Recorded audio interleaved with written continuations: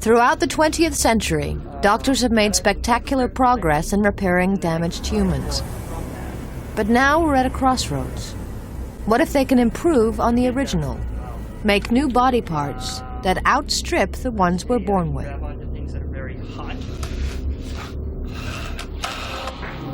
It's an idea that goes back to the very first work of science fiction, Mary Shelley's Frankenstein, written almost 200 years ago.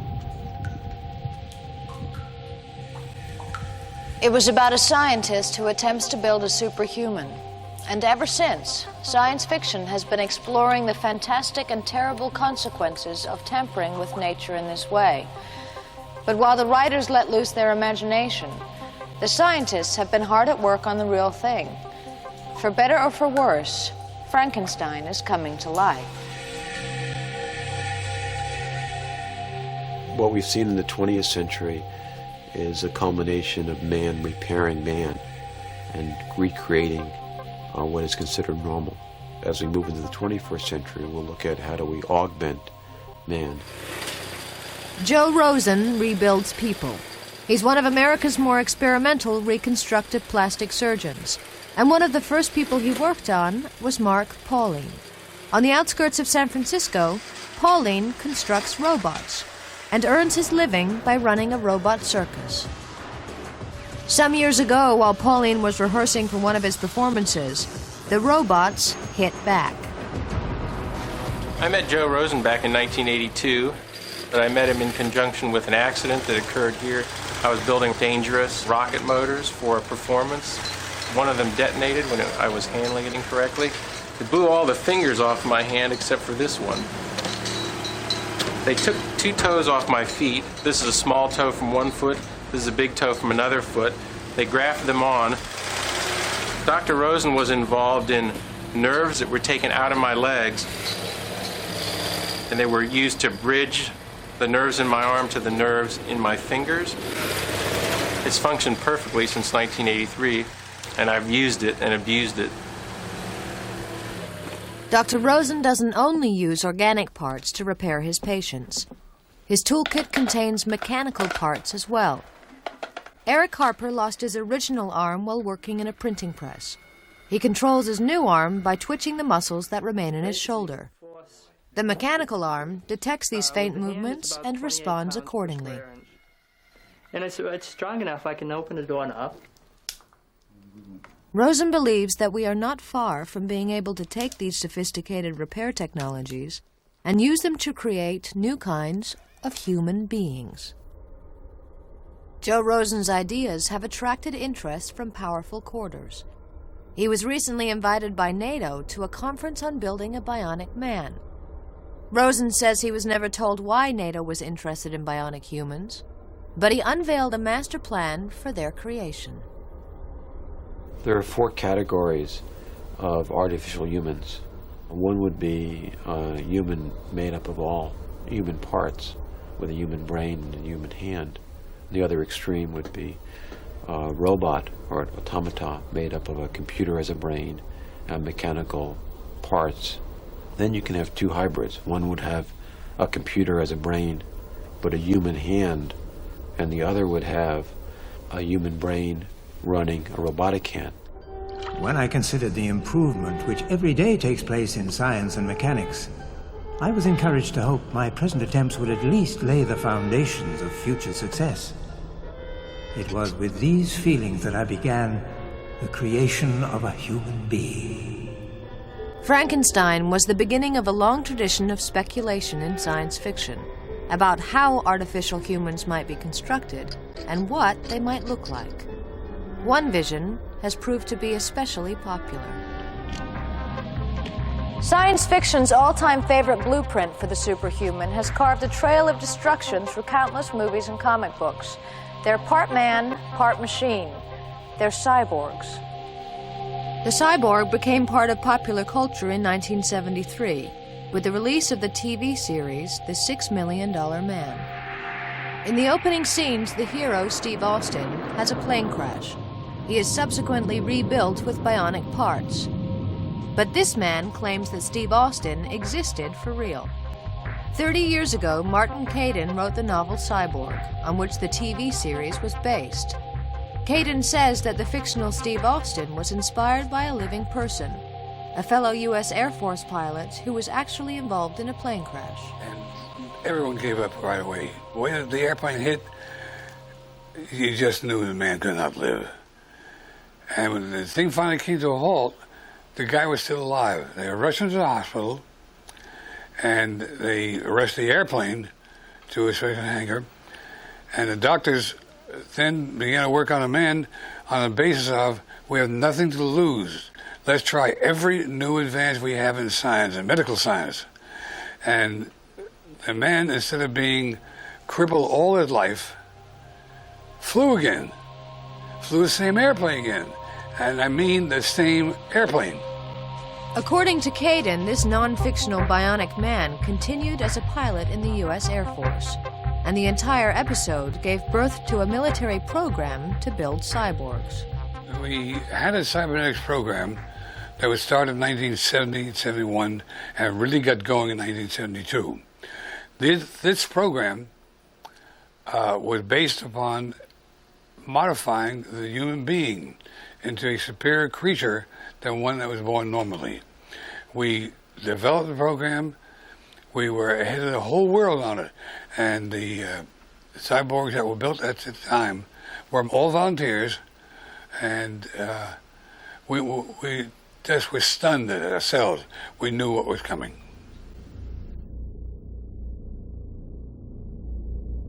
No one has been able to confirm Caidin's claims about the existence of a military cyborg program.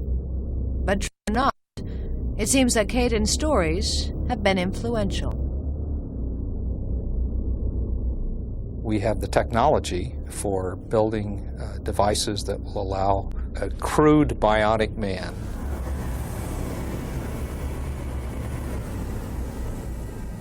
The $6 Million Man program was an inspiration to some of us, I believe, to pursue this area.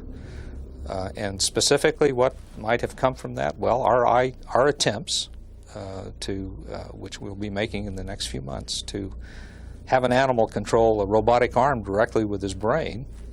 Won't be as sophisticated as the science fiction that we saw on television, but it's the same kind of thing. For an hour a day, a laboratory monkey sits in this chair, playing a computer game. RC, as he's known around the lab, is going to perform a historic role in the creation of a real cyborg. RC plays his game in return for rewards of applesauce. But while he plays, a device deep inside his brain is being monitored.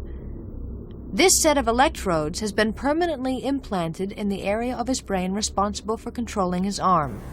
When RC moves his arm, the electrodes detect activity in his brain and light up. That's sufficient now to allow us to hook a monkey directly up to a control device on a robot arm and to teach that animal to move the robot arm to give him the kinds of things he wants.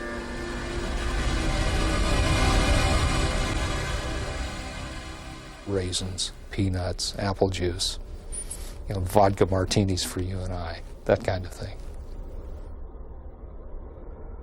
This device is the key element of a cyborg master plan, a piece of hardware that allows a direct connection between the nervous system and mechanical parts. Within 5 years, and maybe 10 at the outside, I believe that we will implant one of these devices in the brain of a paralyzed human volunteer, and we will be able to control stimulation of his paralyzed muscles so that his limb moves again, or, if it's more desirable for that patient, to control movements of his own robot arm. And once we've got that far, some interesting possibilities open up. Superhuman body parts can be built. One can build arms that are much stronger than the human arm. And so it's conceivable that one could have brain-controlled devices that give one superhuman capabilities. But to make a bionic man, you need not only the bionics, but also the man. And it seems that there are actually in existence groups of people who are queuing up to be turned into cyborgs. I expect to have little artificial neurons implanted in my brain, which in the near term I think will allow me to augment my information abilities. And in the long run I think will actually add to the brain to such a degree that this biological thing we have right now will be a minor component of what we do our thinking with. So eventually I should be able to think with far more capability than any human being does today. Max and Nancy Moore are the founders of the Extropians, a group of people waiting to be turned into superhumans. From their beachfront home in Los Angeles, they publish Extropy, a monthly magazine that details current scientific research into improving human bodies. They have some 5,000 subscribers. Extropians are people who look at the human body and say, what an incredible marvel of nature this is, but can't we do a little bit better? After all, nature didn't have any intelligence, it didn't have any plan in mind when it designed us.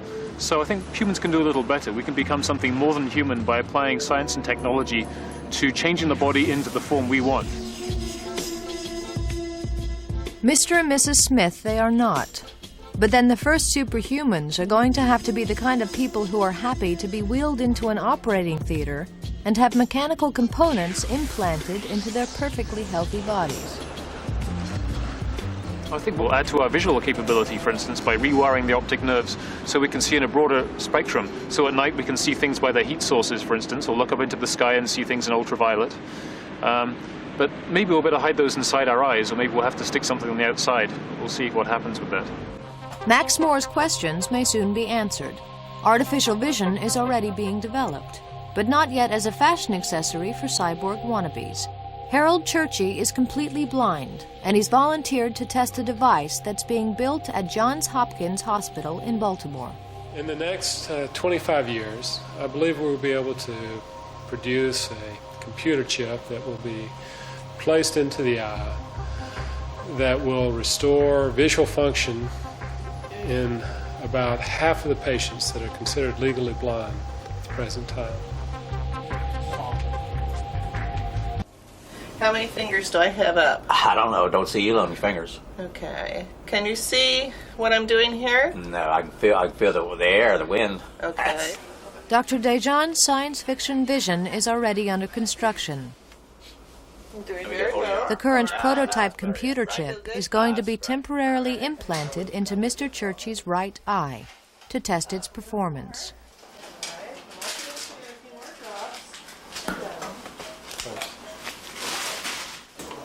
It's a grid of 25 electrodes which are connected to a power supply.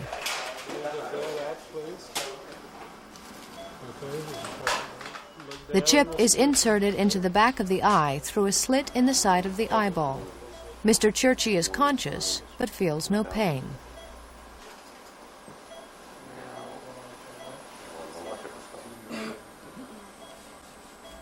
The electrodes make contact with the nerve endings in the back of the eye. By connecting up the electrodes in different configurations, Mr. Churchy can be made to see spots of light in varying patterns. It's the only vision he's had for 7 years. In this particular trial, he saw colors and even shapes, but hasn't yet got as far as identifying what the shapes were. Like a U or a circle? You see a U or a circle? Yes, I believe. Looks like 2 streaks up and down, kind of going across. Are the 2 streaks going in the same direction? They were, yes. It wouldn't be an H, would it?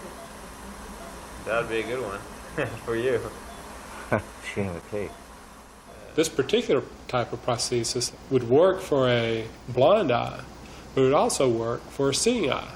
Theoretically, you could make an eye sensitive to infrared, or see in the dark, or see heat, or see a lot of things that we can't see now.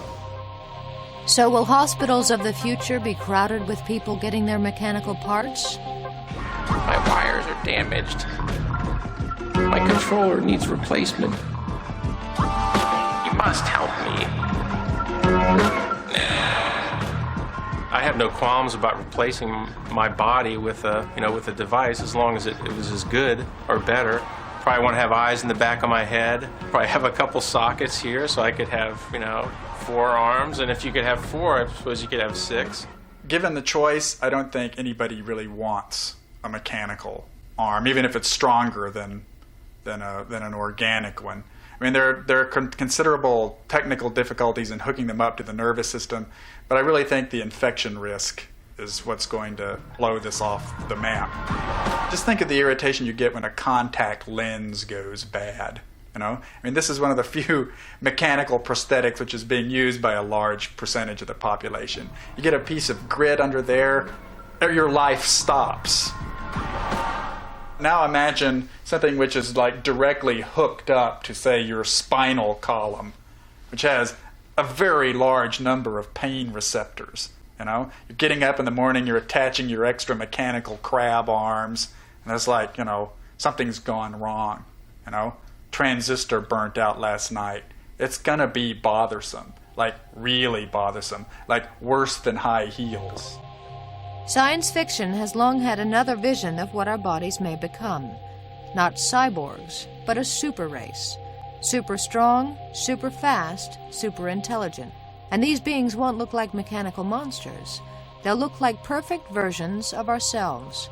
And in science fiction, one technology in particular has traditionally been used to create this new breed of human beings. Professor Walter Gehring is a genetic engineer at the University of Basel in Switzerland. We have created a fly with additional eyes on its legs and its wings, as well as its head. It was very different. Some people thought scientists have nothing better to do than to create these monsters, and this is Frankenstein at its best, with the corresponding caricatures which appeared in the newspapers. On the other hand, there was a father who has 2 blind children and wants to support my research. We have isolated a master control gene from flies, which, when you turn this gene on in the wrong place in the fly, you can induce the formation of an extra eye on a wing or on a leg. And the astounding thing was that a single gene has so much power. The red dots all over the bodies of these flies are indeed eyes. They are fully formed, but not connected up to the fly's brains, so happily for their owners, cannot be used to see with. Professor Gehring has no immediate plans to take his work beyond flies, but the genetic material of humans could in theory be manipulated as dramatically as it has been for these flies. In earlier times, before genetics were really understood, genetics was essentially fate. But now we can take, at least to some extent, we can take the genes in our control and decide about our fate. I think we're going to modify our bodies. I think we're going to do it for the sake of our kids, because we're going to want them to be better. If we won't do it for ourselves, we won't try to stop them from being better. And the question then becomes, what kind of generation gap will we deal with when our children stop looking like us? When they have their own choices, they can stop being limited by their genetic variations. They can be handsomer than the material we gave them. We've spent the last 200 years stocking Dr. Frankenstein's lab with exactly the technologies he may need. All that remains is to begin the experiment for real. The rain pattered dismally against the panes, and my candle was nearly burned out, when by the glimmer of the half-extinguished light, I saw the dull yellow eye of the creature open. Science fiction has always had a love-hate relationship with the superhuman. It's fascinated by the wonderful possibilities of re-engineering the human body. But it's even more fascinated by the horrible consequences of doing such a thing. The stories reach the same conclusion. If we dare to play God, we invite catastrophe. The question is, will that stop us?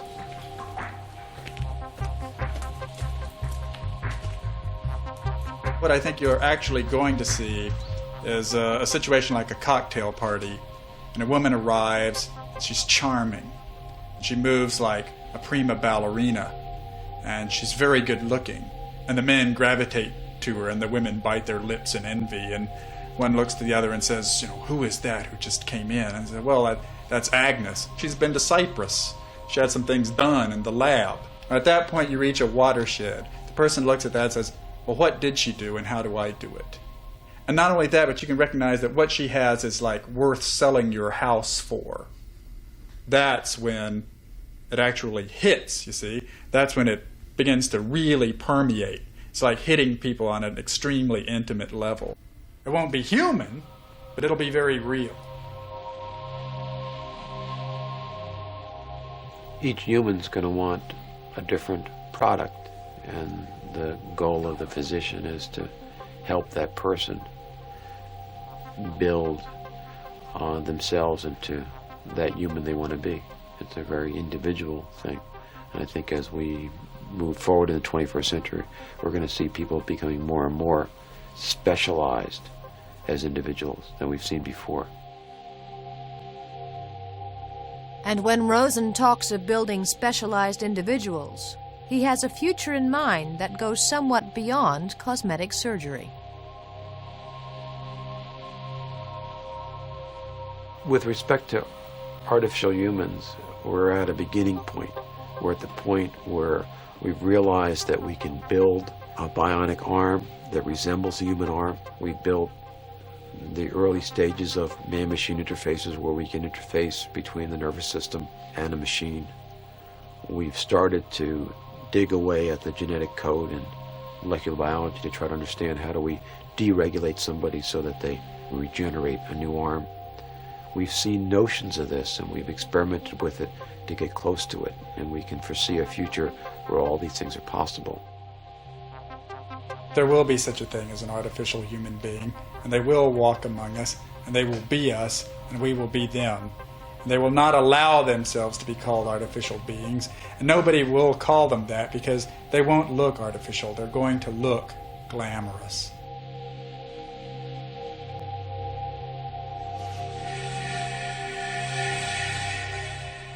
The story of the superhuman is the oldest in science fiction. It reflects our deepest desires, to be stronger, faster, smarter, more beautiful, to be better. Even though science fiction has warned us against meddling with nature, the signs are that we're going to do it anyway, and sooner than you think.